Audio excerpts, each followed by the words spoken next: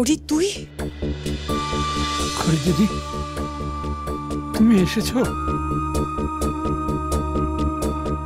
How dare you! কোন সাহসে তুমি এই বাড়িতে আবার পা রেখেছো খড়ি? আমি এখানে কোনো অশান্তি করতে আসিনি ম্যাডাম, আমি শুধু কয়েকটা কথা জানতে এসেছি। দাদুর সাথে একটু কথা বলেই আমি চলে যাব। কিন্তু আমরা সেটা চাই না খড়ি। আমরা চাই না যে তুমি বাবার সাথে আর আমাদের পরিবারের কারোর সাথে আর কোনো কথা বলো। আরো কথা বলার বাকি আছে তোমার। আমি ভুল করেছি ছোট বিমনি, সেই ভুলটা শোধরানোর একটা সুযোগকে আমি পাবো না। না, পাবে না। তুমি ডিজার্ভই করো না আর কোনো সুযোগে।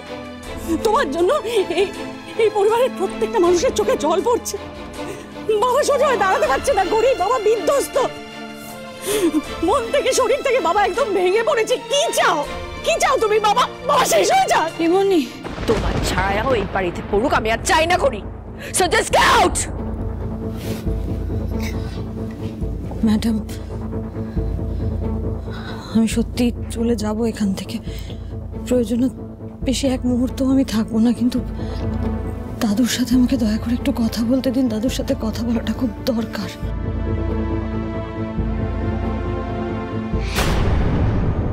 কত নাকা কান্না কাটবি? কি চাই তোর? কিছুদিন আগে তো এই পরিবারের প্রত্যেকটা মানুষের সাথে সম্পর্ক ত্যাগ করে চলে গেছিলিস। কেন ফিরে এসেছিস তুই? বল বল, কি চাই? আমি তো বলছি দিদি, আমি ভুল করেছি। আমি যে ভুল করেছি তার শাস্তি আমার প্রাপ্য।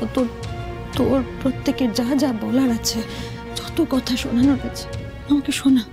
আমি সবটা মাথা পেতে নেব, কিন্তু বিশ্বাস কর এই মুহূর্তে দাদুর সাথে কথা বলাটা খুব জরুরি। ঋদ্ধিমান বাবুকে যদি নির্দোষ প্রমাণ করতে হয় তাহলে আমাকে দাদুর সাথে কথা বলতেই হবে। আমার ভুলের শাস্তি আমি ওনাকে দিতে পারি না। এখন তোর এটা মনে হচ্ছে? এখন তোর মনে হচ্ছে ঋদ্ধিকে নির্দোষ প্রমাণ করাটা খুব জরুরি? কিন্তু তুই ঋদ্ধির ভালো কি করে করবি বলতো? তোকে আমি ছোট থেকে দেখেছি। জেঠু মারা যাওয়ার পর থেকে তুই সবসময় বলতিস তোর কাছে যদি সুযোগ আসে পৃথিবীর সমস্ত বড় লোককে তুই নিজের হাতে শেষ করে দিবি। আর আজ তুই সেইটাই করছিস। একটা গোটা পরিবারকে তুই শেষ করে দিচ্ছিস। ঋদ্ধিকে পুলিশের হাতে তুলে দিয়েছিস। এই বাড়ির মান সম্মান ধুলোয় মিশিয়ে দিয়েছিস। আর কি করতে চাস তুই? বল, আর কি করতে চাস? তোর কালো ছায়াও আমি এই পরিবারের উপর পড়তে দেব না। বেরিয়ে যা তুই, বেরিয়ে যা, বেরিয়ে যা দিদি।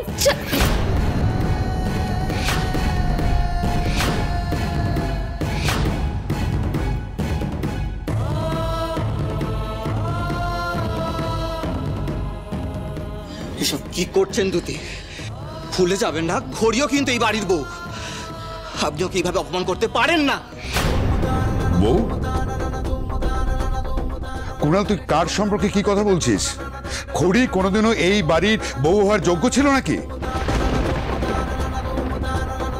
একেবারে মাটি থেকে তুলে এনে সিংহরায় বাড়িতে তোমাকে রানীর আসনে বসিয়েছিল ঋদ্ধি, আর সেখানেই সবচেয়ে বড় ভুলটা করেছিল ঋদ্ধি। তা শাস্তি পাচ্ছ। স্বার্থপরতা, তোমার অকৃতজ্ঞতা, শাস্তি পাচ্ছ। তুমি কি ভেবেছিলে সিংহরায়রা এতটা দুর্বল? তুমি মিডিয়ার সামনে কুৎসা রটাবে, একটা বদলা নেওয়ার খেলা সাজিয়ে আমাদের প্রপার্টি, আমাদের ব্যবসা অ্যাটাক করবে, আমরা হাত গুটিয়ে বসে থাকবো। না না, ইটস নট দ্যাট ইজি। আমাদের ব্যবসা, প্রপার্টি ডিস্ট্রাকশন, মানহানি আর কনস্পিরেসি করার অভিযোগে আমিও তোমার নামে কমপ্লেন করেছি খড়ি ভট্টাচার্য।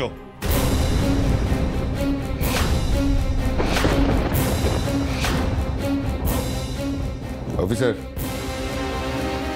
ওকে অ্যারেস্ট করুন।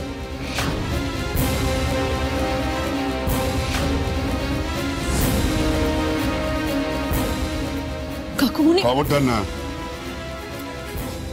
কোন রকম সম্পর্ক পাতানোর চেষ্টা তুমি করবে না।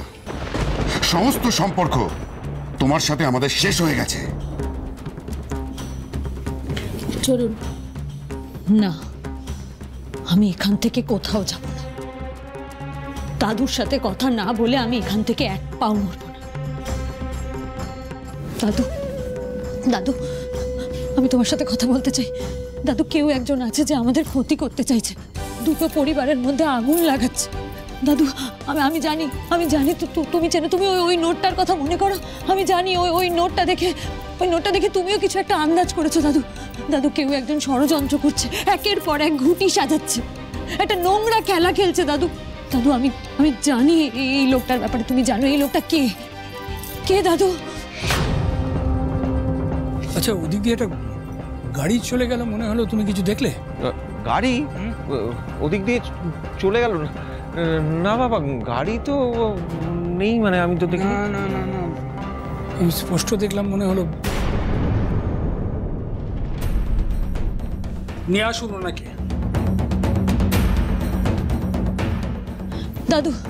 দাদু তুমি চুপ করে থেকো না, ঋদ্ধিমান বাবুকে কিন্তু বাঁচাতে পারবো না। কে সেই লোকটা বলো দাদু, বলো দাদু। দাঁড়াও,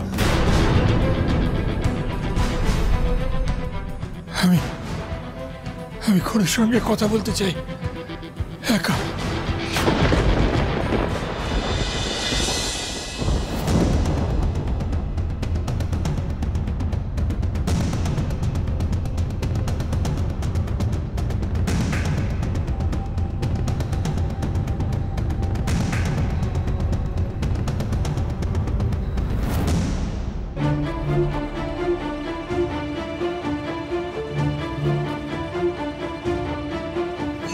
তাহলে দ্য ফেমাস ঋদ্ধিমান সিংহ, আপনার খুব অহংকার ছিল না, দম্ভ ছিল, বড়লোক বলে খুব গর্ব করতেন আপনি। টাকার জোরে অফুরন্ত বিলাসিতা কিনেছেন, অজস্র অন্যায় করেছেন। আর সেই ঋদ্ধিমান সিংহ রায়কে একটা সাধারণ গরিব দশকর্মা ভাণ্ডারের মেয়ে খড়ি ভট্টাচার্য আজই লকআপে নিয়ে এসেছে।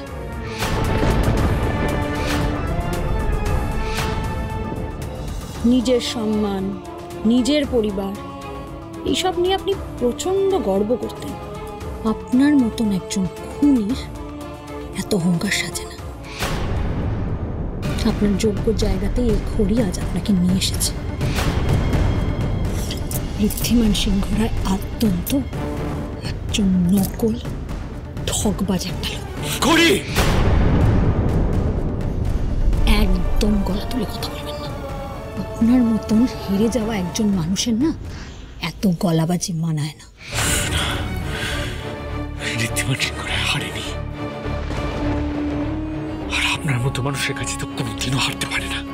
আপনার জারি জুড়ি, আপনার ক্ষমতার আস্ফালন সব শেষ হয়ে গেছে। আপনি আর ব্যবসায়ী ঋদ্ধিমান সিংহ রায় নেই, আপনি এখন শুধুই একজন ক্রিমিনাল। না,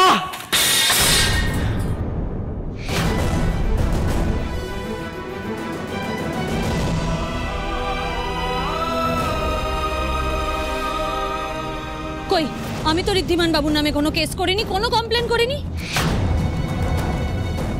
তুই তো চেয়েছিলি অপরাধীর শাস্তি হোক, নাকি আজকে খড়ি ন্যায়ের পক্ষে নয়, তার স্বামীর পক্ষ নেবে? আপনি যাই বলুন, এটা পুরোটা যে আপনার দাদা আর বোনের নাটক সেটা আমি খুব ভালো করে বুঝে গেছি। এবার আমি আপনাকে সারা জীবনেও ক্ষমা করব না খড়ি, কখনো না। দাদু, এই দেখো দাদু, এই দেখো, এই সেই প্রথম নোটটা যেটা আমি পুজোর সময় পেয়েছিলাম।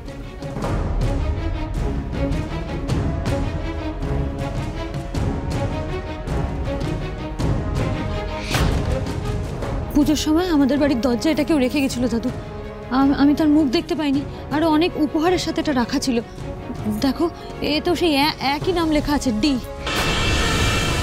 তোমার মনে আছে দাদু, jewellery house of the year কম্পিটিশনের পরের দিনও আমাকে ফুলের তোড়া পাঠিয়েছিল কেউ, তার সাথে একটা নোট পাঠিয়েছিল। সেদিনও ওর তলায় এই নামটাই লেখা ছিল, ডি। সেদিন তোমাকে দেখেই আমার মনে হয়েছিল দাদু, তুমি হয়তো কিছু জানো। তোমার সেদিন ওরকম ঘাবড়ে যাওয়া, ওরকম শরীর খারাপ হয়ে যাওয়া, দুশ্চিন্তায় পড়ে যাওয়া, সবটা দেখেই আমার মনে হয়েছিল।